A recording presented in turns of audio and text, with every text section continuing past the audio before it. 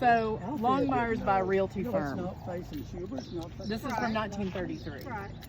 So we specialize in farms in New Connection. J. Paris Longmire, real estate man, here 15 years, and his nephew Taylor Longmire. This is from the 30s, before you.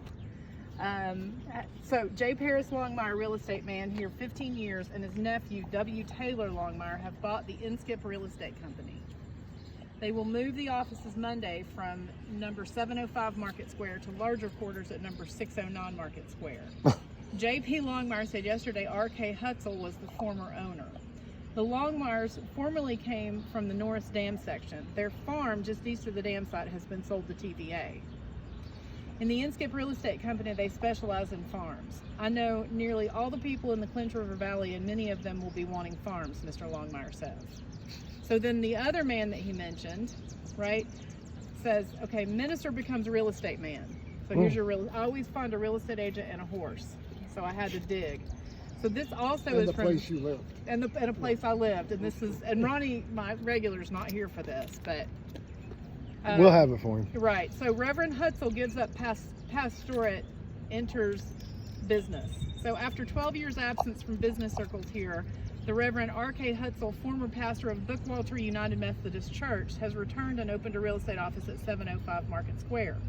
He has formed a firm known as the Inskip Real Estate Company to handle farms, city property, and timberland, he said yesterday.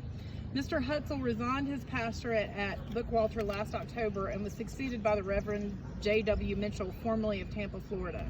He had held the post for 10 years. He was last in real estate work here soon after the World War. He said yesterday that this is an especially good time to return to business here.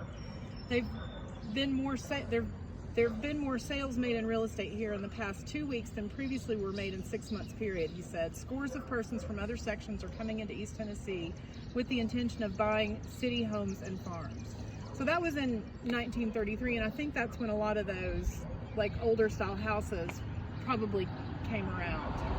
You know, Did they have an office called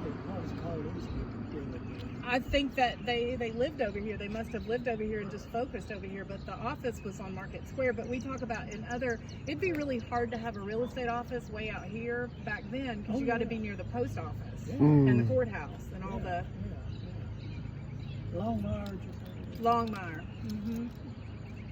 And that article says these are displaced persons from the TVA project. One of them was. Yeah, he had been in Norris.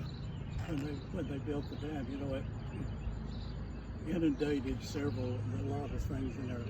That was in 36. Yeah. Well, that article was in in the 30s, I guess. Yeah, well, But they he built said the Norris dam was Dam in 36. 36, Yeah. so they would have flooded all of that. Yeah. Wow. And that's how he would have lost his farm. So this, yeah.